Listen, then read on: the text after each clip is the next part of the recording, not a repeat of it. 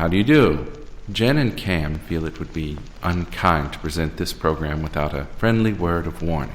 We are about to unfold our true crime podcast, a podcast of lifelong friends who seek to examine crimes which were committed without reckoning upon God. The discussion will be frank, and the subject matter will be of a grim and violent nature. I think it will thrill you. It might even horrify you. So, if there are young children listening, or if you feel unwilling to subject your nerves to such a strain, now's your chance to, well, we've warned you.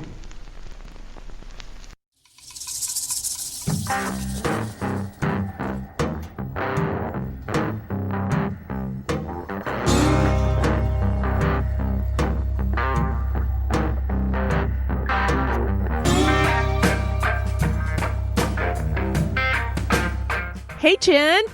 Hey, Kim, how are you? I'm, good. Question mark. Yeah. How are Same you? here. Right? I'm doing great. I finally finished this episode by the skin of my teeth. By the skin of my teeth. It's kind of a long one, and I thought I cut it down as much as possible, but I don't think I did it enough. But anyway, I think we should probably delve in so we don't, lose people. I got you. Yay, I can't wait. You ready? Let's go. Let's go. I'm ready.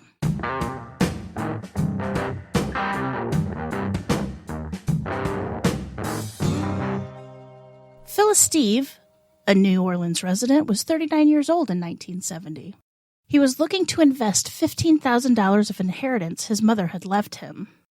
He was deciding on possibly opening a gift shop in the French Quarter, and he was talking to a friend one night at a bar, and his friend commented, "Well, if someone has $1, they will buy a drink before they buy a gift."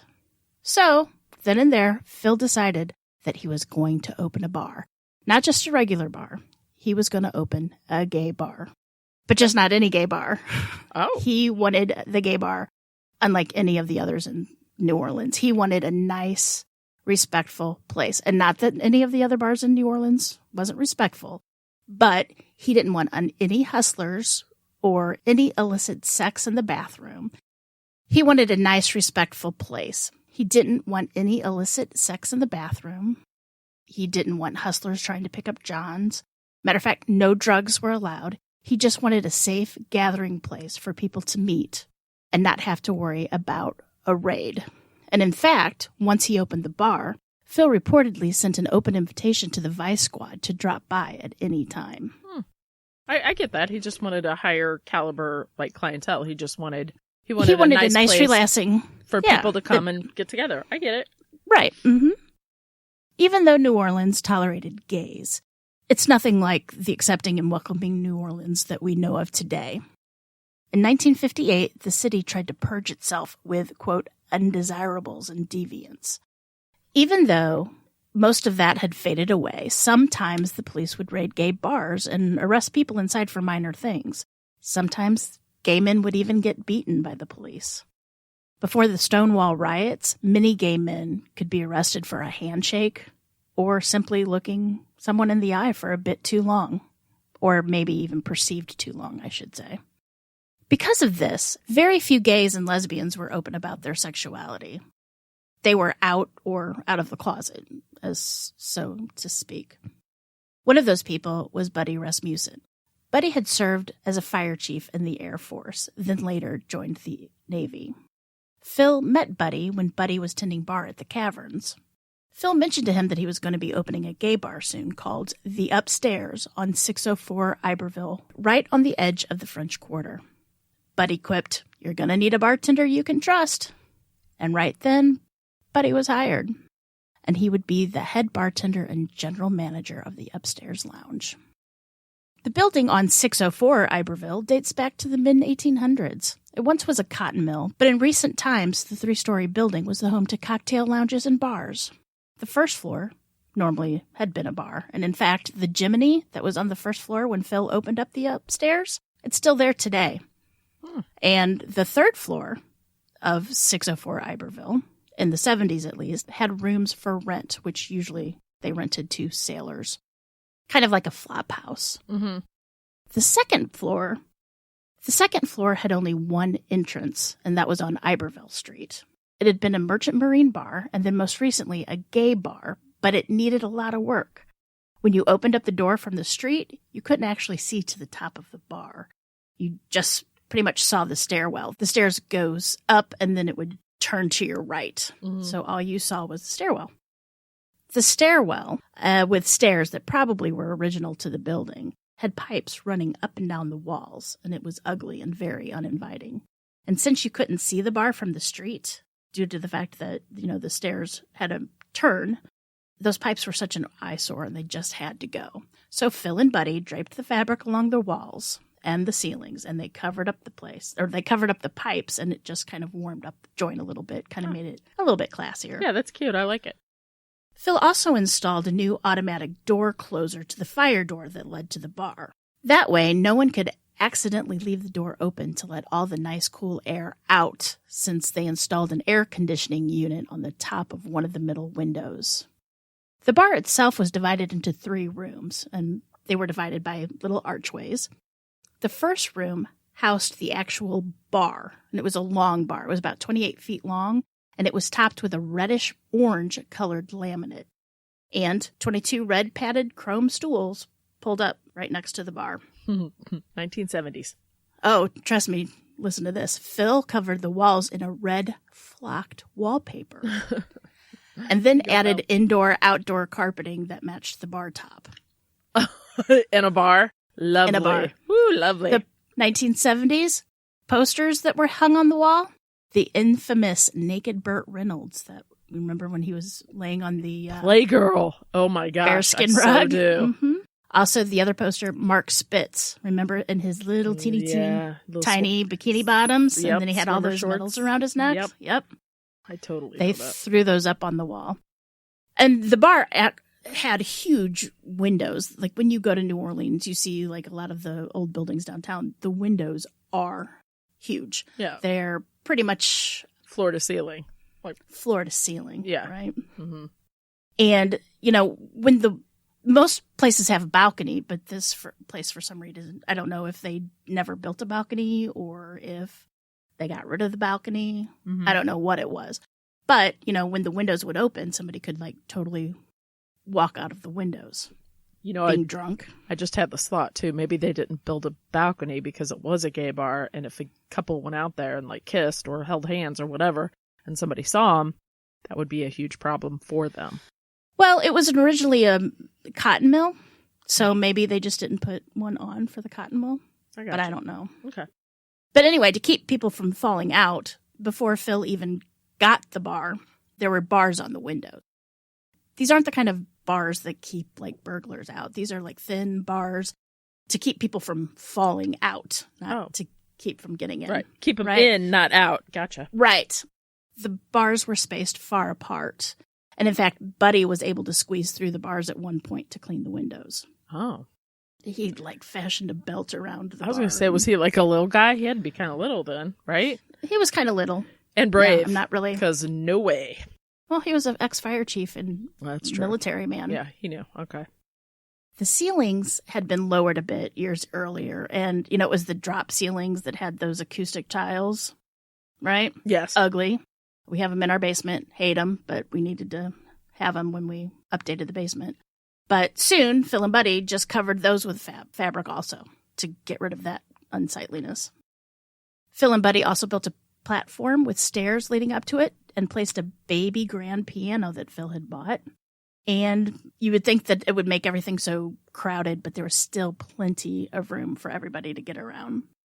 I'm envisioning this. This is like that old. Yeah. So the archways. That's what I was trying to do because this is the archways, the open archways. Yes. So that's where the beams are to hold up the ceiling, right? So then they made that. Yeah, kind of. Yeah.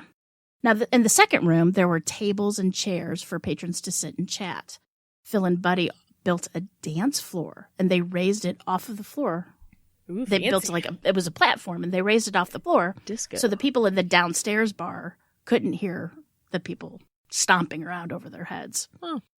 And reportedly, the upstairs lounge is one of the first gay bars in the city that had been licensed to allow dancing. Oh, fancy. Mm-hmm. The third room had another fire door that separated it from the second room. And they went ahead and they turned the third room into a mini theater, complete with a stage. And they took those huge cable stools, you know the type, and they used them for tables for the audience to sit in. Like the spools? You know what I'm talking about? The spools? The huge cable spools. Spools. Yes. Okay, yeah. Yes, they took those and they used those for tables for the audience to sit at. Once they had the awning with the words Upstairs Lounge over the entrance door, the bar was open for business. And on Halloween 1970, they opened it up with a costume party. So after a few months, Buddy suggested having a thing called a beer bust. From 5 to 7 p.m. on Sundays, $1.50 would get you all the beer you can handle. And when you returned your mug, you got 50 cents back. Right? Could you imagine? No, I can't. That sounds terribly delicious. Right. Yes. And it wasn't a huge moneymaker for the bar, but it did allow for their regular customer base to grow. Right. Buddy hired a piano player named David Gary, or Piano Dave, to play the baby grand. And people would sit around the piano, singing songs, having a grand old time. Mostly, of course, in the documentary I watched, one of the guys kind of laughed and said, yes, it was mostly show tunes. Of course. You know, what else would it be? Fun. I know. Disco wasn't quite there yet. It sounds like a fun place. Totally would have loved it there. At one of the earlier beer busts, one of the regulars, Ricky Mother Cross, and it's uncertain how he got the name Mother, he requested Piano Dave play United We Stand by the Brotherhood of Man. Do you know that one? I don't. United we stand, divided we fall. And if our backs should ever be against the wall, we'll be together, together, you and I. And soon that song became the anthem for the beer bust. It would be played, not only at the end of the event, but sometimes multiple times throughout the evening. Like the time that we played Push the Little Davies and Make 'em Go Up. Push the Little Davies and Make 'em Go Up. When we played that like 50 times. Yeah. Remember that at the... Hey, yeah. Sometimes it's important. That was fun. Plus, new people are coming in and going out, You got to be there. You got to show them. But anyway, the patrons would stand arm in arm and they would sway as they sang this song. Kind of sweet. It was kind of like, it was their theme song, like I said. This is going to make me sad, isn't it? The end Yes, of it this. is. Yep. This is probably the only one that gave me nightmares and wanted to change out all the windows to my house immediately. Oh, Jesus. Jesus. Okay. Okay. There were many fun events at the Upstairs Lounge. Besides celebrating Mardi Gras and Halloween, there was an Easter bonnet contest and tricycle races. Those bonnets had to be out of this world cool, too. Really. Oh, I would love it. And one of the regulars, Stuart Butler, said, quote, "It was so much more than a bar in those days. It was, in fact, a social club, even though there was no fees or memberships." It's a place to fit in. I mean, this is 1970, Like, and you can't... to be comfortable, you didn't have to worry about trying to look your best to go get picked up at a bar. You would just go and hang out with your friends who pretty much became your family. Right. But you can exhale for that time you're there. Right. You don't have to worry about stuff. Exactly. Be who you are. And especially in the 70s, they could not be who they were. That's what I meant. Like today it's still similar, but at least it's a little bit more open. In 1970, you had a whole different persona during the daytime. So I'm sure they went there and it was like, this was a whole, they could be themselves. They could be whoever, Your employer had every right to fire you for loving another person of the same sex. I mean, it blows my mind. But anyway, back to the story.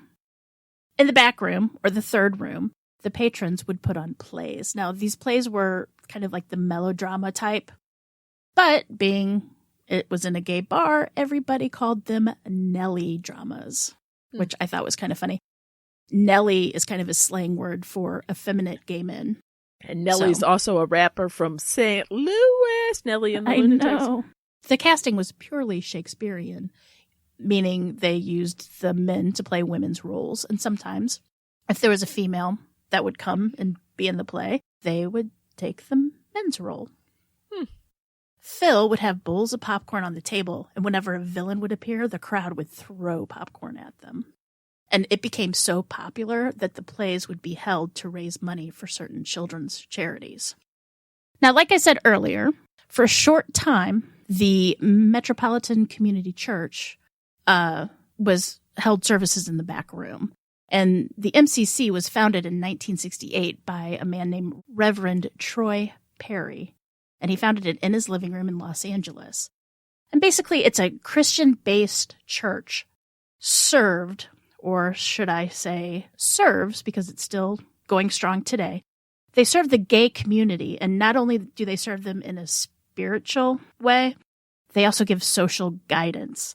And this church basically allows you to follow Christ while not hiding who you are. So being religious and gay. They welcome everyone into Good. the flock. Good. Doesn't matter the color of your skin. Sexual orientation. It's yeah, exactly. I mean, it was just very accepting. Many of the gay community came to view the people of this new church as a surrogate family. It became an important part of their lives. Reverend Perry's vision spread quickly across the U.S., and by 1970, the church was in 9 states and 14 cities. Oh, cool. And there is one here in St. Louis. The small congregation led by Reverend Bill Larson discovered that finding a place for the MCC to hold services consistently was problematic. For the first 6 months, they held services at the St. George Episcopal Church, run by Father Bill Richardson.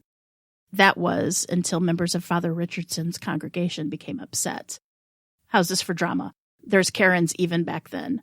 One member said she wouldn't come back to the church unless there was an exorcism performed. Oh, okay. So they had a little satanic stuff going on in there? Yeah, right. No, it was the gays. Yeah, I was being facetious. Yeah. But yeah. I know. Somehow, Reverend Larson met with Phil, and they got his permission to use the back room of the upstairs lounge for services. Services were held at the bar for a few months, and many of the congregants stayed after services for the beer busts, including Reverend Bill Larson himself and the associate pastor, Dwayne Mitchell, and his lover, Horace Broussard. Now, let everybody know, sometimes saying the word lover makes people a little bit queasy. They don't like that. Lover was the term used back in the 1970s. They didn't really use partner. If they said boyfriend, it was more to make people laugh. Or if they said husband, it was the same thing. I mean, they just used the term lover, so I'm going to stick with that. While I'm talking about the word use, I'm going to be saying some pretty crass, very gross words later, but I only say them because that's the story. I do not use them whatsoever. After a short time, members of the MCC voiced their opinions about the church being held in a gay bar. They didn't like it, so the Reverend was forced to find a new place. And eventually he did buy a place that would serve as the MCC place of worship, and it also became a place where Bill called home. But even after the church was gone, many of the MCC congregants made it over to the upstairs for the beer bust. They enjoyed the camaraderie of the patrons, as it was a nice atmosphere with good people. Mitch and Horace actually held their Holy Union ceremony and reception at the upstairs lounge. Aww. They weren't the only lovers at the upstairs lounge. One night, Ricky Saletto was at the bar, and Reggie Adams sent Ricky a drink. Reggie was studying at Loyola University. Reggie was studying to be a priest, actually a Jesuit priest, and Ricky performed in drag. And I'm just going to say this real quick. In 1980, legally, Ricky changed her name to Regina, and she would later be named Southern Decadence Transgender of the Year. You go, Regina. Perfect. And I have been bothered about whether I should go with Ricky for the story or if I should go with Regina for the story. Out of respect for Regina, who now lives her life as a woman, I'm going to call her Regina. I would too.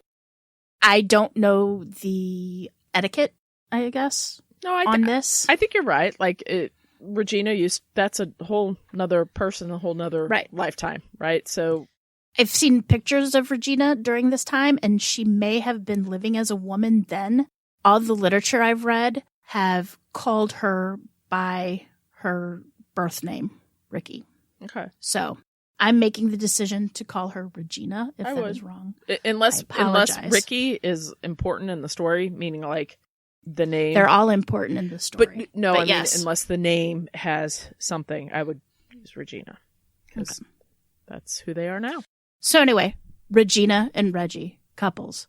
Regina claims it was love at first sight. Now, Reggie was a black man, and most of the bars at the time didn't allow blacks inside. But the upstairs lounge was different. It didn't matter. You could go be who you wanted to be at the upstairs lounge. Wait, what? In the early 70s, they wouldn't let black men in the bar? In the South? It was still pretty segregated in the South. That is shocking to me. It's all shocking to me. I don't understand any of it. Okay. Wow. So interracial relationships were looked down upon, and they just decided it was worth the risk. They loved each other. And after 3 months, Ricky decided to give up the priesthood. And actually, Reggie was one that suggested that Ricky become Regina. She had been looking for a new moniker for her show, or just to actually live by. He suggested the name Regina because she was his queen, and the meaning of the name Regina was queen. Aw, that's cute. Yeah, Regina, regal. I get it. Mm-hmm. Or, I'm sorry, within 6 months of the relationship, Regina gave Reggie her high school ring, and Reggie gave Regina a necklace with an Italian fisherman charm. It was good luck. And that was the closest thing they got to a gay wedding in the back of the days. They never exchanged vows, but this exchange was just as meaningful as any wedding or wedding ring could ever be. And like many patrons, Reggie and Regina were comfortable, and they felt right at home at the upstairs lounge. Good. Phil had successfully managed to create a warm, welcoming place filled with fun and good conversation where everyone, politicians, doctors, lawyers, blue collar, gay, straight, black, white, everybody could be themselves without judgment of the outside world. Which was huge in that day. Seriously. 1970s. Mm-hmm. They were comfortable. Sunday, June 24th, 1973. Buddy and his lover, Adam, headed to the upstairs lounge around noon. The bar didn't open until 2 p.m., but Buddy had a lot to do before opening the doors and to get ready for the beer bus that was going to start at 5. Phil recently had hired a man by the name of Rusty Quinton just a few weeks earlier to help on Sundays, so Phil took the night off. He and his lover went to the theater to see Damn Yankees. Buddy got together the last night's deposit, cleaned up the bar, and right before he opened for business, he poured Adam a drink. Now, this was kind of a problem in their relationship. Adam had a little drinking problem. And on Sundays, Adam would stay for the entirety of Buddy's 8-hour shift, drinking the whole time. The beer bus started promptly at 5 p.m. 22-year-old Piano Dave was taking requests at the Baby Grand, and people were singing along or dancing on the dance floor. Buddy later estimated that there was around 90 people coming in and out throughout the night. Most of the regulars were there. Horace and Mitch had arrived at the bar after dropping off Mitch's boys at the movies. Reggie and Ricky were there. They were going out to dinner with Buddy and Adam after Buddy got off work. Reverend Bill Larson was also there with some of his congregants.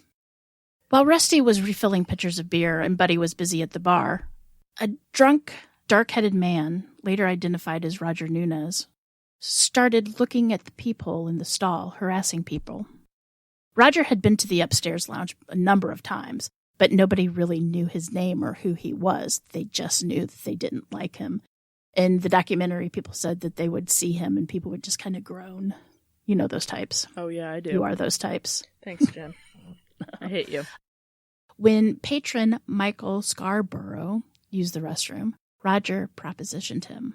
And like I said before, that was a huge no-no at the upstairs lounge. Michael immediately went to Buddy and told him. Buddy and Hugh Cooley, the 8 p.m. bartender and also an MCC member, pulled Roger out of the stall and was told to leave everybody alone. Roger knew he had been ratted out and beelined it over to Michael Scarborough's table, where Michael sat with his lover, Glenn Green, another MCC member. And Roger started screaming at Michael. Now, Michael was a tough guy, and he wasn't having any of it, so he stood up and punched Roger right in the jaw and knocked him to the floor. Roger yelled, "I'm going to burn you out," to Michael. Buddy and Hugh promptly went over, picked Roger up, and dragged him. See what I did there? I did. I fixed that. Buddy and Hugh promptly. Sorry. Oh, Lord. At least we get our grammar fixed. Buddy and Hugh promptly went over, picked Roger off the floor, and dragged him kicking, screaming, and spitting down the stairs and out the door. There was another young man at the bar that night causing trouble. 18-year-old hustler named David. David was trying to return the beer mugs for the deposit money. When he was caught, he poured the beer all over the carpet. He was also caught soliciting some of the patrons by offering to do sexual favors in the bathroom. Oh. And of course, once again, big no-no. Buddy and Hugh, once again, threw David out the door. And David had grabbed some of the mugs. He had them in his hand, and he threw them and shattered glass all over the bottom of the stairs. Now, by that time, the beer bus was over, and Piano Dave had played United We Stand, and the new pianist, Bud, had taken over. Bud was going to be playing for a drag show, doing a charity event later that evening. The crowd dwindled down. They either headed home or basically went to a different bar, and only about 65 people remained at the bar. About 7:45, Buddy started to close his till. He would be turning the bar over to Hugh around 8 o'clock. Reggie Adams, who was going out to dinner with his lover Regina, Buddy, and Adam, he discovered that he was running low on cash. Regina gave Reggie a quick kiss and told Reggie that she would run home and get the checkbook. She'd be back in 20 minutes. On the way out the door, Regina was stopped by a woman named Jean Gosnell. She was a straight woman who always came with her best friend, Luther Boggs. Jean asked Regina if she could bring back the hat she had lent to her.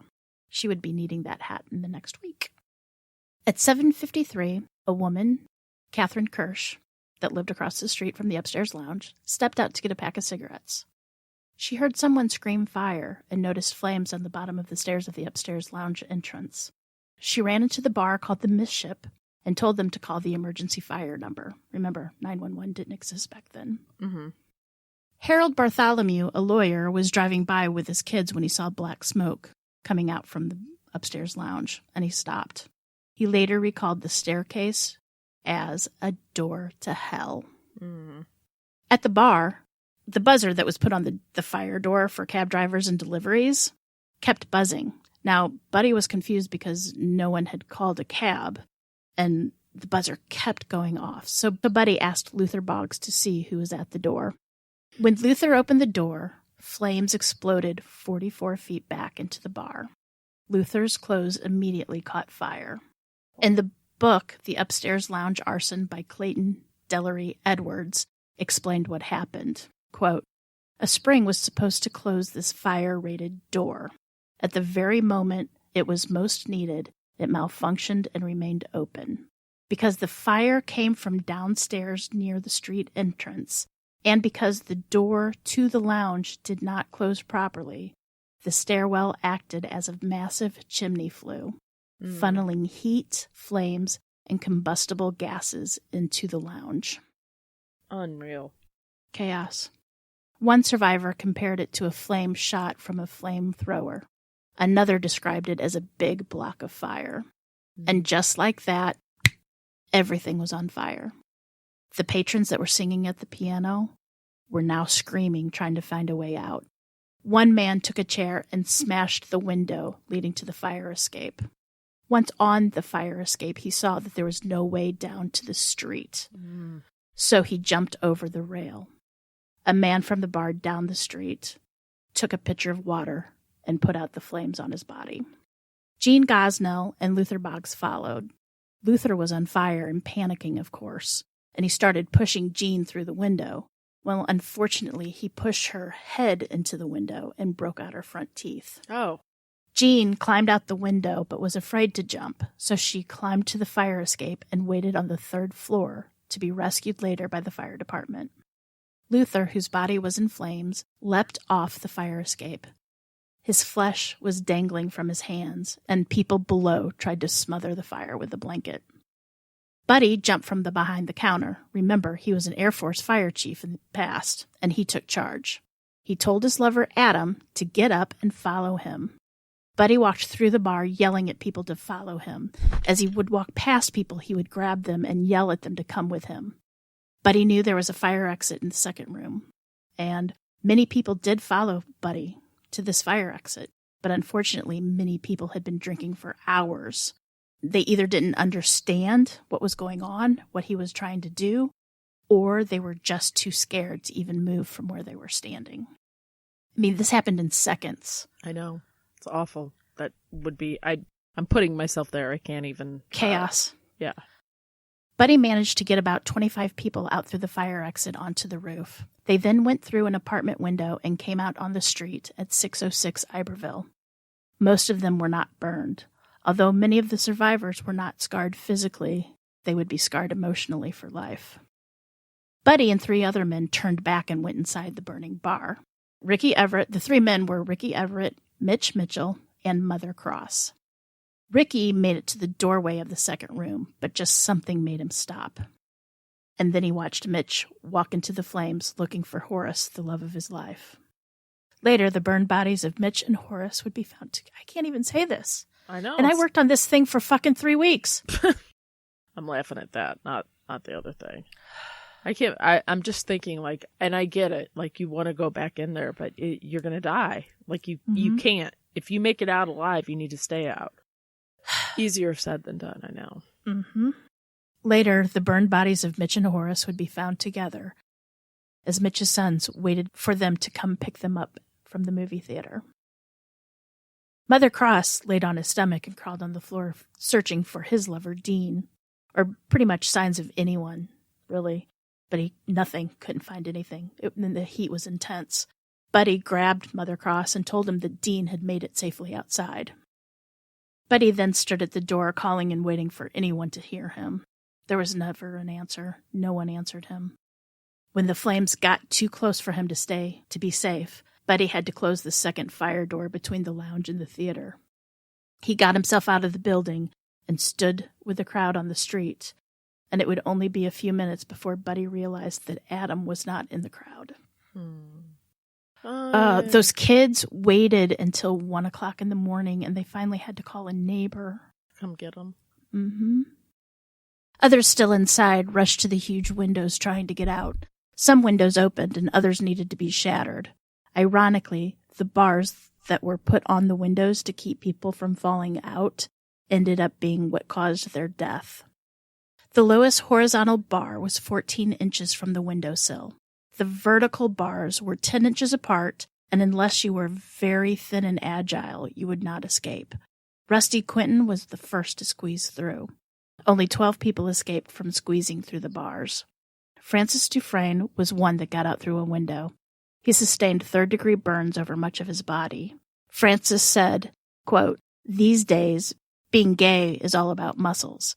Back then, if you were thin, you were in. And I was thin, thank God. I squeezed between the bars and dropped down to the sidewalk. And a few weeks later, I woke up in the hospital." Regina was just coming back from getting the checkbook, and she saw flames coming about 20 feet from the windows of the upstairs lounge.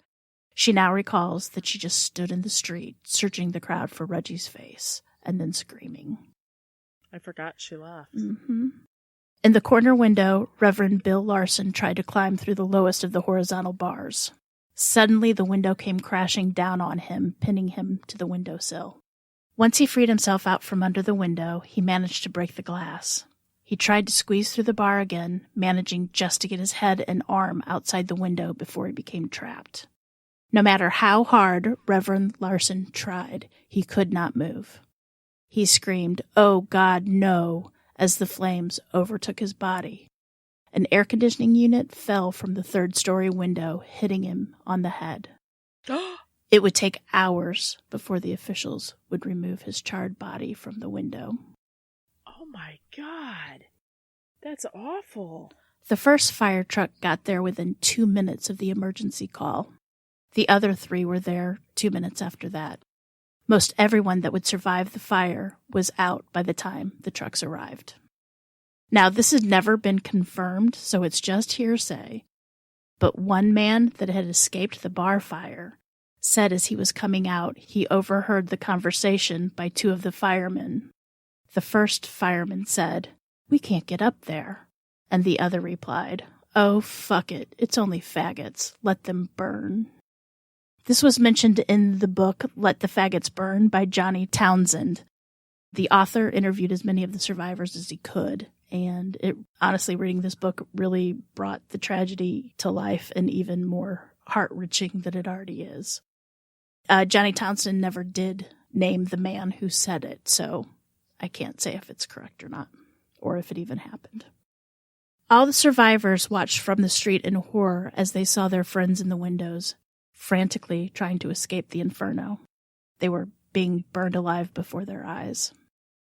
As the firemen used the fire hose to jet the water through the window, Buddy was able to clearly see Adam screaming as the flames overtook his entire body.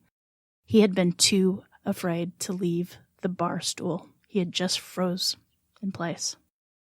A bartender from another bar was on his way to work. His name was Milton Mary. He remembers, quote, "After all those screams and yells for help, everything got quiet. All you could hear were the firemen shouting orders. It was very eerie. It just went from a cacophony of noise to very quiet. And I realized that all of those people stacked like cords of wood against those windows were dead." The flames were completely put out by 8:12. From the time the fire was first spotted until the flames were completely extinguished, 29 people died in 19 panic-filled minutes. The crowd had started to grow. Police arrived on the scene. Priests in the area came and gave prayers of conditional absolution for the dead. Survivors tried comforting each other. Some started to help load up the wounded into ambulances. Everyone had a hard time not looking up at the grisly scene of the burned bodies in the window. One newspaper photographer called to the scene didn't know about the fire happening at a bar. He only knew that he was there to photograph the fire. When he arrived, he looked at what he thought was a mannequin factory and commented to the other photographer about how things could have been worse.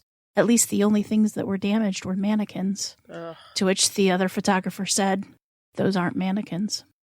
Reporters were trying to talk to survivors. Some talked to the press, only if their names wouldn't be mentioned, and some even spoke with their backs to the camera, out of fear of being outed or fired from their jobs. Reporters were trying to talk to survivors. Some talked to the press, only if their names wouldn't be mentioned, and some even spoke with their backs to the camera, out of fear of being outed and fired from their jobs. Rusty Quinton spoke to a lot of journalists about his escape from the fire. He also spoke of what it was like to watch people being burned alive. Quote, "I knew almost everyone in that bar. They were my friends." One spectator was quoted as saying, "We watched those people burn before our very eyes, and we couldn't do a thing to help them." Major Henry M. Morris from the New Orleans Police Department made a statement about how identifying the people would be difficult due to the fact that most may have false IDs. Adding, quote, "Some thieves hung out there, and this is a queer bar." And back then, queer was derogatory. Totally. Me being naive, I thought it meant that they were younger and they had fake IDs to get into a bar. And that's false, too. I mean, they didn't have fake IDs. They might have changed their names a little bit. Like Richard Cross only was known as Mother at the bar, right? Mm-hmm. They had Yeah. nicknames, but the only ones that had fake IDs were usually teenagers. Right. When Buddy caught sight of the dark-haired man he threw out of the bar, he grabbed him by the arm and dragged him to a police officer, demanding that he be questioned. Buddy knew it was arson. Buddy, being an ex-fire chief, he suspected Roger was the one responsible for arson. Really? The police didn't seem interested. They pretty much ignored him. They were more interested in the crowd control.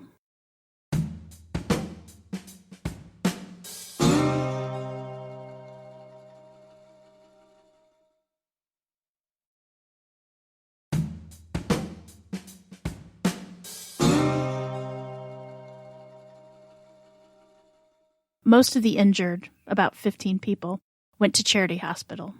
A new state-of-the-art burn unit was supposed to open in a few weeks, but they had to open it that night.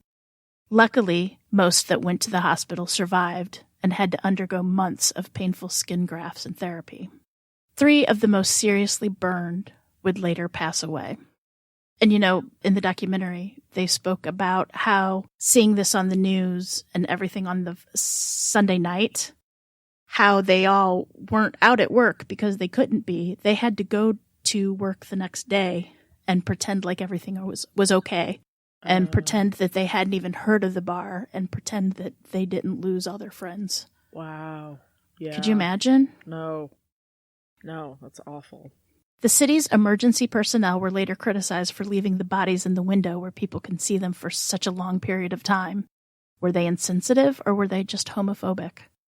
But the reality was that they couldn't even get into the bar until 90 minutes after the fire was put out.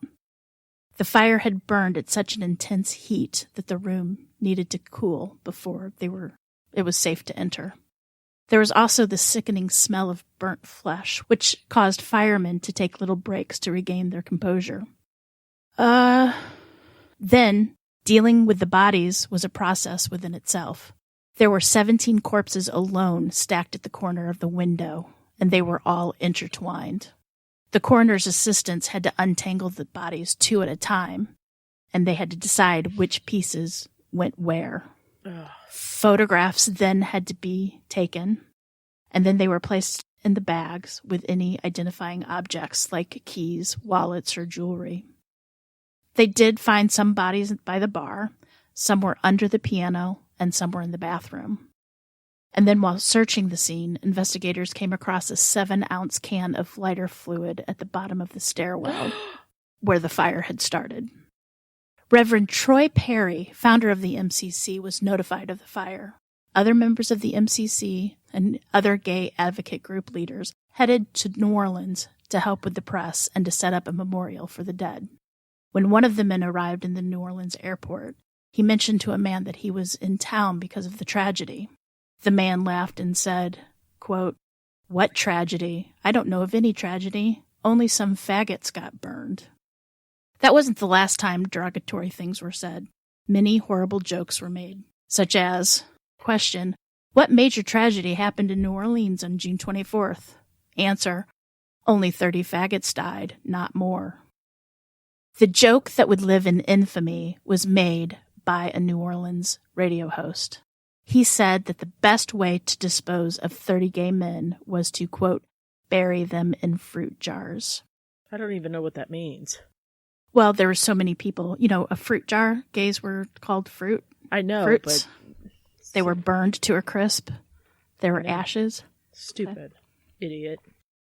The first stop Reverend Perry and his associates made was to the bar to leave yellow chrysanthemums. And I'll tell you, it was interesting. And all throughout the book, they kept saying yellow chrysanthemums. The flowers were yellow chrysanthemums. I looked that meaning up. It signifies neglected love or sorrow. So Reverend Perry and his associates left yellow chrysanthemums at the door of the upstairs. And over the next few days, hundreds of flowers were left at the entrance. His next stop would be holding a press conference. There, they criticized city officials for not making a statement about the fires and the deaths of 29 men. The governor of Louisiana and the mayor of New Orleans had and would remain silent. Even though they would be repeatedly asked to make statements, they never really acknowledged the fire or the loss of lives. How could they not? Seriously, if you just lost almost 30 people in a fire and you're not going to say anything? I know. And it's arson? It's political, meaning they were too scared to say anything. I'm sorry. People died. People are people. They died. Mm-hmm. Jeez, come on. Reverend Perry also criticized the police for their statements they made to the press. Then they announced their plans for a memorial service that evening.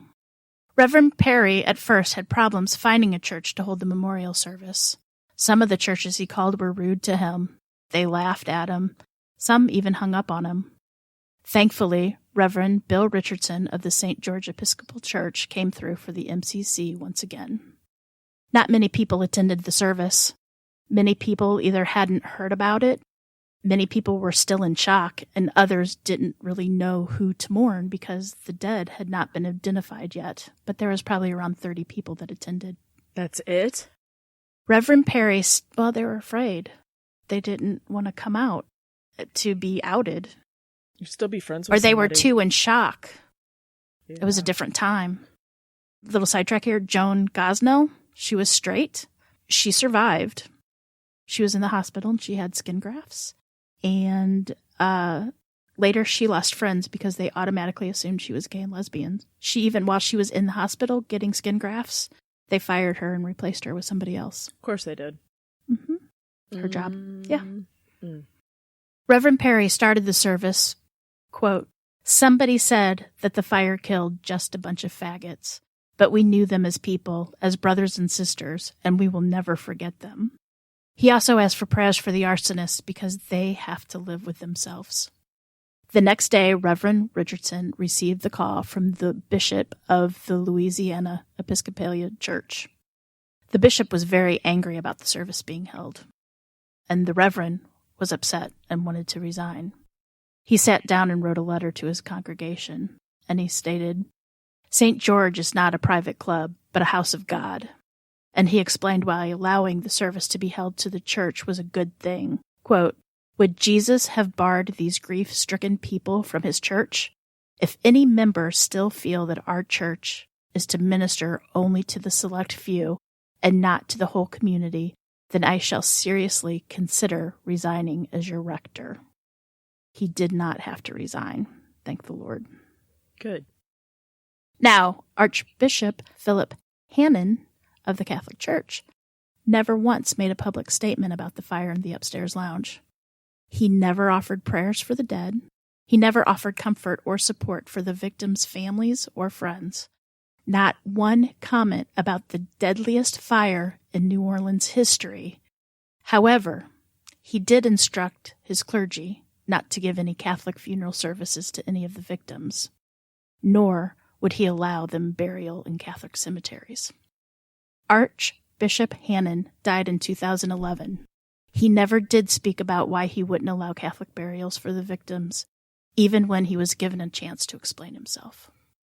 Identifying the bodies was the biggest obstacle, but not because people were carrying false IDs like the chief of police stated. Many of the bodies had been burned so severely that they were unrecognizable. Some bodies were seared to the floor. Fingerprints weren't able to be used when the finger pads or the fingers itself were totally gone. And the wallets were burned so badly that the IDs were gone. However, they did identify Reggie Adams by the ring Regina gave him. He was buried with it because it melted into his finger. Oh, that's awful, but that makes me happy. You know. I understand. Police asked anyone that knew anyone in the fire to call them so they could obtain dental records. One of the victims had been a dentist. Dr. Perry Waters was a member of the MCC, and he was single. And the day after the fire, when he didn't come into work, his secretary called the police. He was identified by his dental records. And then, since Dr. Waters had many of the bar's patrons as patients, more victims were able to be identified. The secretary handed over dental records. 3 men were never identified, so they could never be claimed. And 1 man, Ferris LeBlanc, was identified but never claimed. The MCC tried to give these men a decent burial, but the law stated bodies could only be released to family, so they had no legal way to claim the bodies. These 4 men were buried in unmarked paupers' graves. Those graves and the locations have since been lost once Hurricane Katrina hit New Orleans in 2005. They can't find any of the bodies. And then, to make matters worse, in 2015, Ferris LeBlanc's nephew did a simple Google search on his uncle's name. The family had always wondered what had happened. He had just kind of disappeared. They had no idea he was in the fire, much less dead. They were never contacted. They couldn't find the body. That's when they found out that everybody that was buried in those paupers fields, their location has been lost. They can't find the bodies. Insult to injury, you know? I can't even fathom that today. Well, for anybody you love, I don't understand that. Or not even love, any human, you know? Mm-hmm. Reverend Bill Larson's mother wouldn't claim his body. She was too embarrassed by his sexuality. But she did give permission for him to be released to the MCC for cremation. His ashes are in a family tomb donated by an MCC member. But however, that tomb does not bear his name. Reverend Perry called for a second memorial on July 1st. This time he encouraged the gay communities across the nation to hold a memorial for the victims also. And once again, there were problems finding a church. Finally, Edward Kennedy, the Black Reverend of St. Mark's United Methodist Church, allowed the memorial to be held inside his church. The media were notified of the plans, and 3,000 flyers were printed to advertise the National Day of Mourning, quote, in memory of the New Orleans fire victims. The flyers were handed out on the street, and many folks were afraid to take them for fear that they would be outed just by taking a flyer.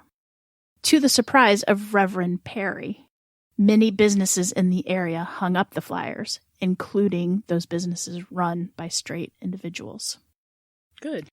It's estimated that 250 people attended this memorial, and at the time, that was the largest public gathering for a gay cause in the city's history.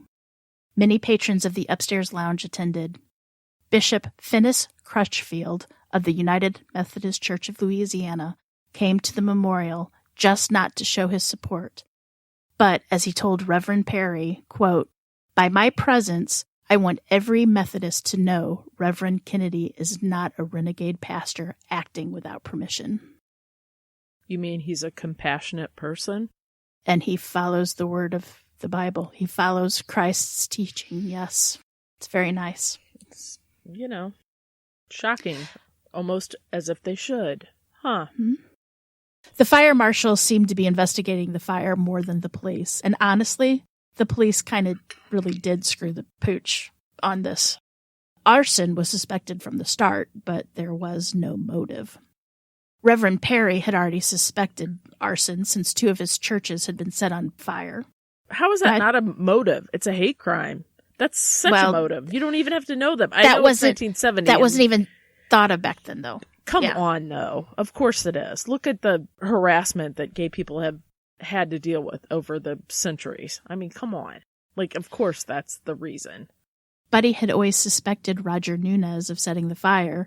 He even gave a statement saying as much, but he didn't really know the guy's name. At the time, they only knew him as the dark-haired guy. When questioning people in the area, they spoke with a clerk at Walgreens. She remembered a dark-haired man that came in to buy some lighter fluid.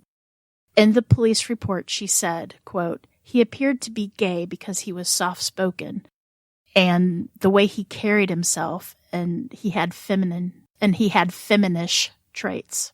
He seemed upset." I'm laughing that she's like, he seems to be gay because he talks soft. Okay.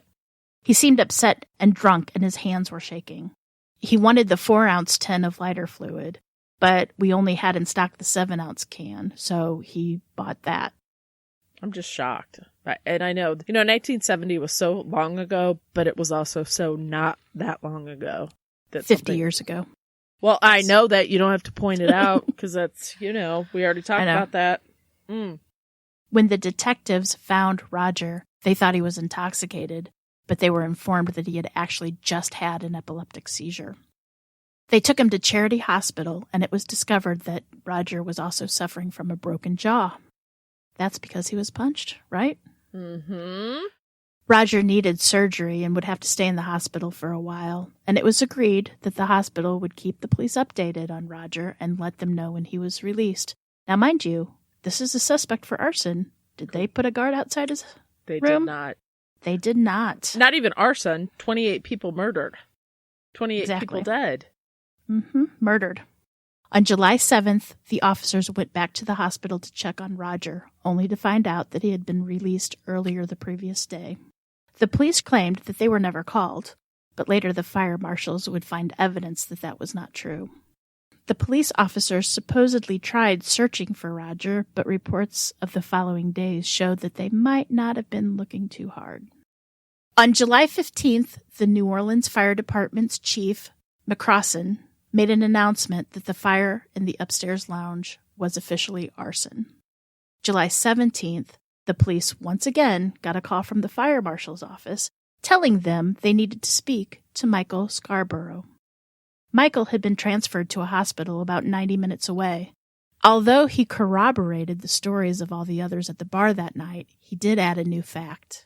Michael told the police how he had heard this man say, "I'm going to burn you all out." Police brought pictures to see if Michael could identify the man he punched. And sure enough, Michael picked out the photo of Roger Nunez. And now, it seems here that the police have the culprit, right? Man hits suspect, gets mad, threatens to burn down bar, goes out to buy lighter fluid, bar burns down. Bingo, we got him. Book him, Dano, right? Right. 6 weeks after the police spoke with Michael, they closed the case.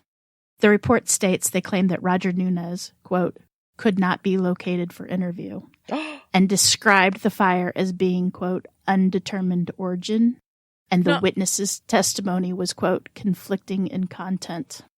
Stop it. Really? I wish I was kidding. Well, wow. Okay. Well, we know why that happened. Let's be honest. Let's put it out there right now. I'm gonna talk to you about it right now. Okay, good. Many of the gay community in New Orleans assumed that the police were never really interested in solving the crime and didn't want to be investigating the possible murder of people they viewed as unworthy of their time. Mm-hmm. The Upstairs Lounge Arson author, Clayton Dellery Edwards, points out that the police reports were littered with things like, quote, he frequented homosexual bars and usually lived with homosexuals, and he was living with a homosexual, and then writing about the MCC as the congregation that most of these homosexuals belong to, instead of saying words like he frequented the bars and he lived with such and such. Yeah, they were trying to frame it in the narrative that they wanted. I get it. The labels didn't matter, but they used them. And he states in the book that he feels, quote, case reports exposes a certain unease with or distaste for the people with whom the investigation brought them into contact. The documentary that I watched, Clayton Dellery Edwards is in there, and I want to be his best friend. He's like very smart. He's very well-spoken. Well, I like his name. I'll tell you that right now. I'm one of 3 names. Southern. And he's an English teacher. What else could you love about that? That's it. Sign me up. He knows that it's dragged and not drug.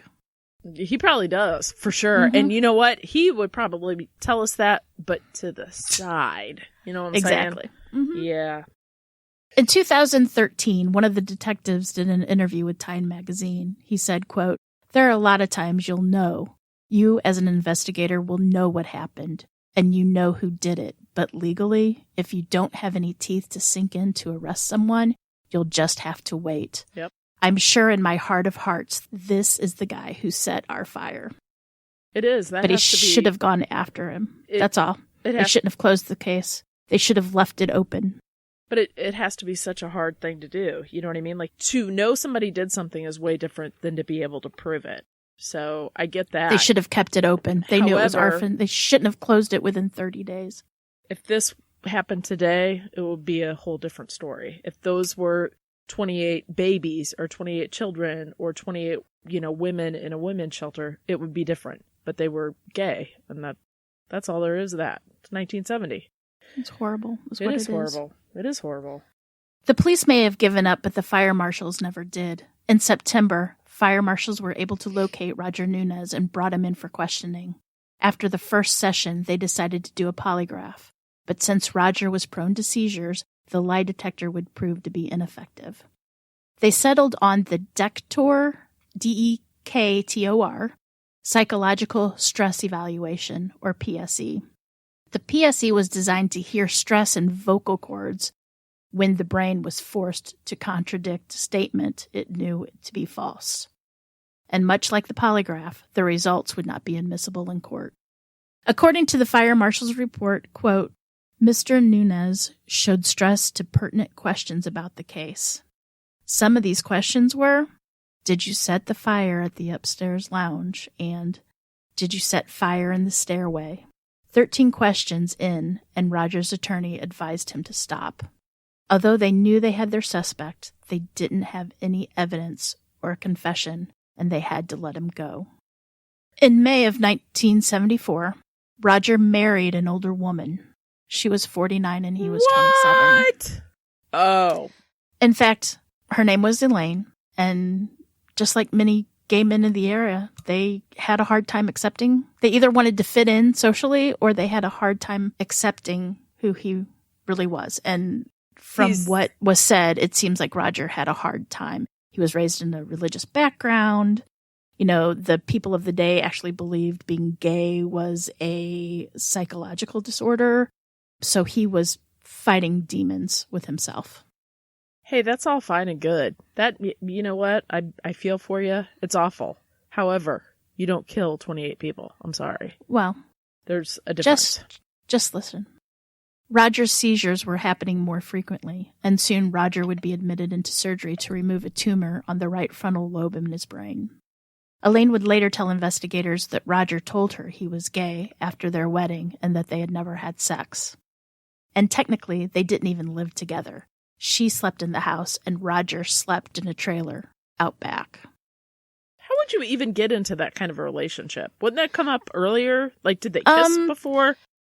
In the book, it was said that he kind of had financial problems, and he was maybe the brain tumor. He needed help. And okay, but she was going to take him in? Was support. I think she actually did love him, but maybe she thought she could change him. Like that kind of scenario? I have no idea. All right. Oh, Elaine. Okay. 6 months after the couple were married, Elaine found Roger's body in the trailer. His death was ruled a suicide, death by pills and alcohol. The autopsy also revealed Roger had a skull-based tumor growing in his cerebral cortex, which is the lining of his brain. After Roger's death, a friend who dated Roger went to investigators and told them that sometimes Roger would get drunk and confess to setting the fire at the upstairs lounge. One time even, Roger admitted to buying the lighter fluid and starting the fire because he had been thrown out of the bar. But afterwards, when he was sober, he would deny it. Investigators asked this man why he didn't come forward with this information, and the man said, quote, "Possibly because I didn't believe that he had done it, and also because I still had feelings toward him." Some of the survivors believe that if Roger did set the fire, he wasn't aware of the consequences. Some of the survivors believe that if Roger really did set the fire, he wasn't aware of the consequences. It was just a stupid stunt that went horribly wrong. Another person Roger confessed to simply stated that all Roger said was he just wanted to scare the people at the bar.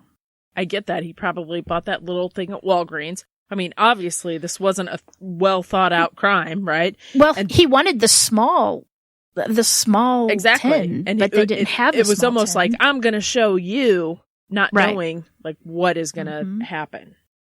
Unfortunately, the lighter fluid was on top of highly flammable carpet because, you know, the fire retardant pajamas that we used to get and everything's fire retardant, that didn't happen until 1971. Yeah. And the bar opened in 1970s.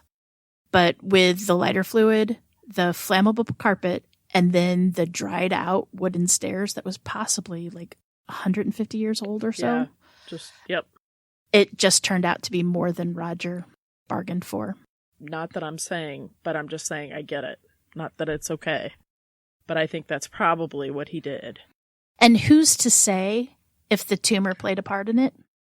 Depending on where it is placed in the brain. Depends on their it was behavior, the frontal lobe, the right different? frontal lobe. Wow. That was where the first tumor was. The other one was completely inside the lining of his brain.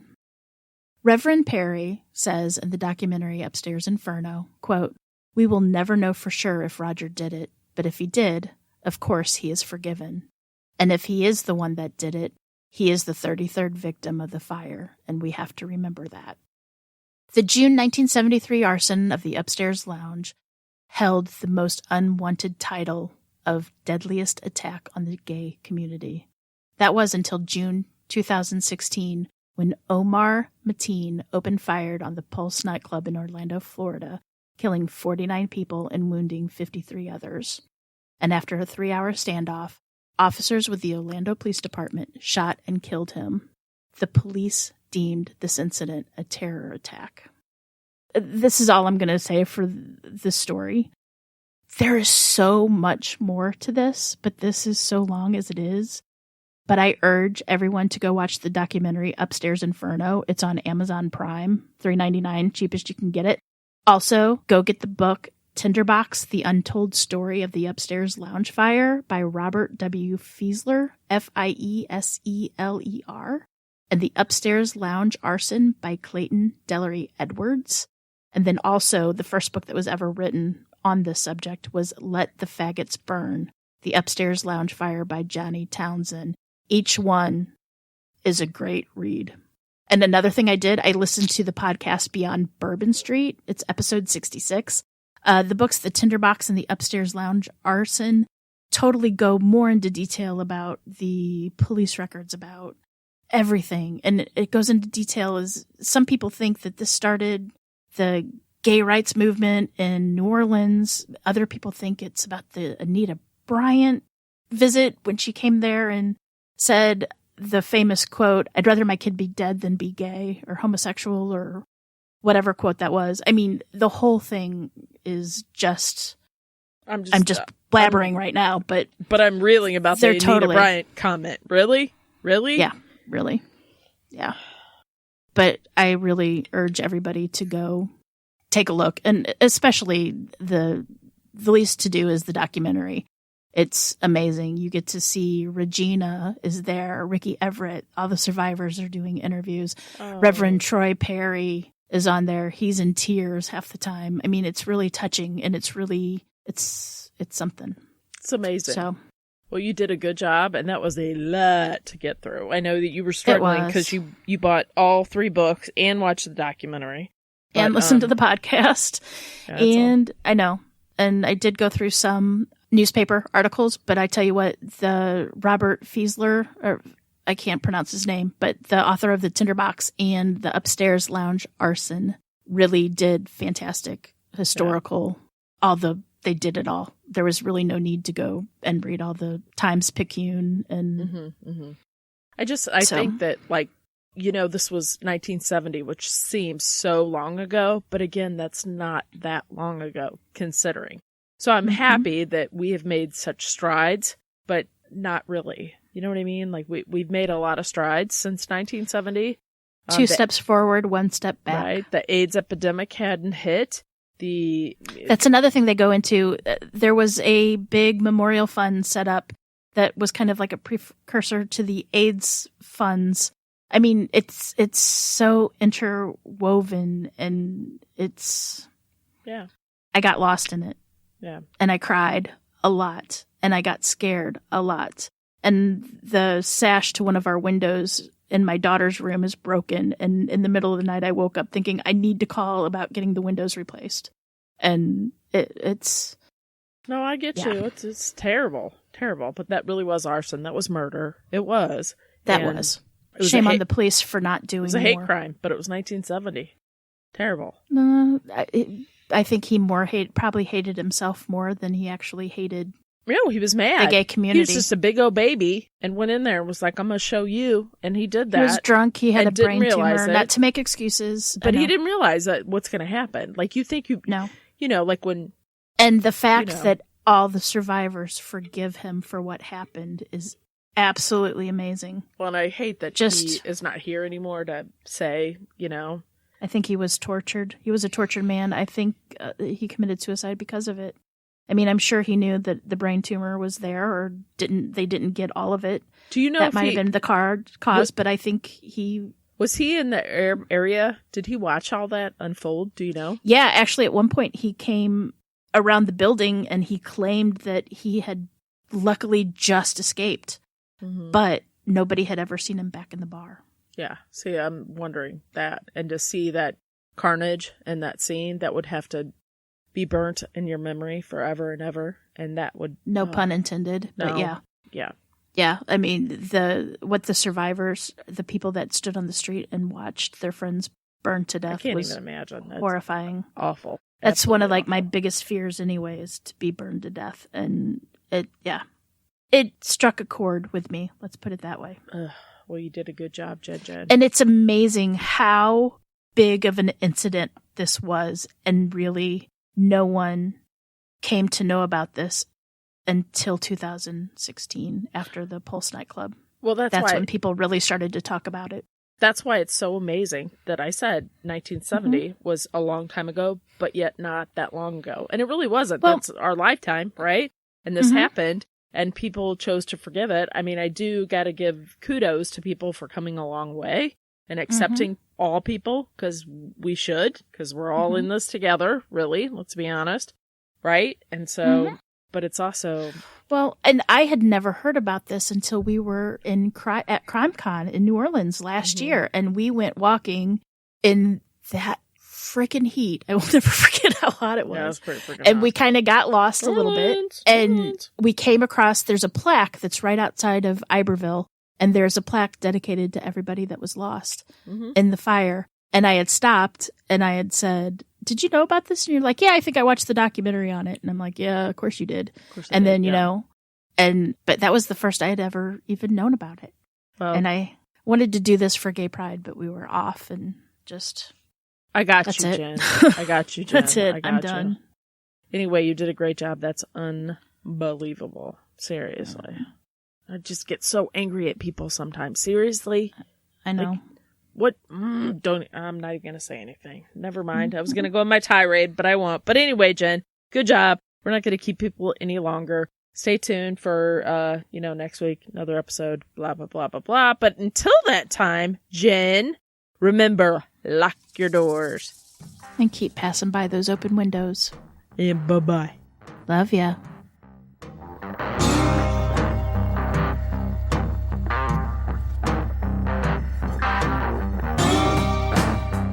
Today's episode was researched and written by me, Jen. For more information about this episode, as well as all other sources, please check out our show notes or the podcast website at ourtruecrimepodcast.com. Our True Crime Podcast is developed and created by the hosts, Jen and Cam. Original music and audio mix of all our True Crime Podcast episodes is courtesy of Nico Vertesi from We Talk of Dreams. You can reach Nico at wetalkofdreams.com. Listener discretion is provided by Edward October from Octoberpod VHS. You can find all of his great works on YouTube. Please make sure to like and subscribe to our True Crime Podcast wherever you listen to your podcasts. We can be reached on Instagram and Facebook at Our True Crime Podcast or on Twitter with the handle at Our True Crime Pod. You can also email us at ourtruecrimepodcast@gmail.com. We would also at this time like to thank our patrons. We would be so lost without you. Thank you so much. And if you would like to help support the show, you can check us out on patreon.com/ourtruecrimepodcast. You can also show your support by leaving a 5-star review on Apple or simply just tell your friends about us. It's that easy. Love ya.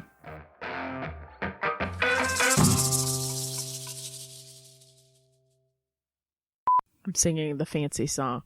Fancy by Reba McEntire. Fancy. Just thinking about her dance up there. Jen, we were a year old. Bump, bump, bump. Not even. October. Well, just started to be a year old. We're a year old that month. Whoop, whoop. Mm-hmm. Okay. YMCA? No. In the Navy? In the Navy. No.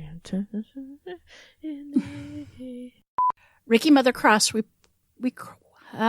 requested it to play. He requested the piano Dave play. No. He requested piano Dave play United We Stand by the Brotherhood of Man. Do you know that one? I don't. United we stand, divided we fall. No, and if our backs are ever be against... I'm sorry. Let me start that again because it's kind of poignant. It's kind of poignant. It's kind of poignant. Yeah, I got you. And it goes, for united we stand, divided we fall. And if our backs were up, and if our backs should ever be against the wall, we'll be together, you and I. In my crappy voice, because You're not. You don't have a crappy voice. You made choir, Jen. It's okay. Yeah, well.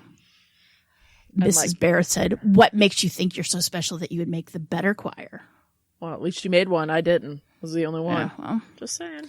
Anyway, Nelly is kind of a slang word for effeminate gay men. And Nelly's also a rapper from St. Louis. Nelly and the Lunatics. I know. That's kind of It's also the name of one of the characters in Valley of the Dolls. Yes, it is. But, the casting was purely Shakespearean, meaning that they used men to play. No, that was Neely. It was Neely. That was Neely. Oh, that was right. It was Neely. Neely. So yeah, you can take that out, Nico. Sorry.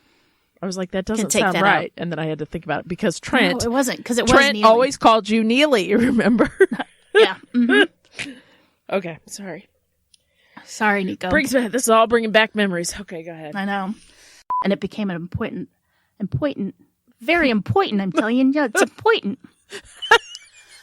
That made me laugh. I'm important. I'm important. Go on, get it. I'm important. I'm important. Reggie was studying at Loyola University. Loyola. Loyola. Crotch. Loyola. Crotch. I worked on crotch all week. Loyola. Like Toyota. Yeah, kind of. Yeah. Yeah. So Reggie was studying at Loyola. You got it. That was right. No, I'm going to just do this. So Reggie. Reggie.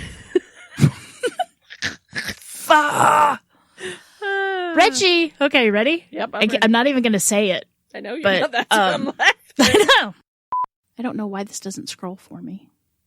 I have to do it with my finger. Is that how you're doing it? It won't even let me do it with my finger. That's what we all know you like. She said. Oh, that's good stuff. Oh, middle school. I got it. Middle school. Hammer. Yeah, you know what I'm saying. Come on, scroll down, fucker. So that's what she told him to do. I know. About 7 on July 15th. New Orleans is hard for me to say for some reason. NOLA. Today. Just say NOLA. NOLA. This isn't NOLA. This is NOFD. NOFD. NOFD. New Orleans Fire Department. Oh, NOFA. NOFA. And although he corroborated, look at that. I got that on the first time, Camille. Twice, technically. But yes. Okay, go ahead. Let me scroll down there just a little bit. Just a little bit. Just the tip. Just a little bit. Just a little bit. Gonna make me wiggle it. I don't know the words. I don't know the word.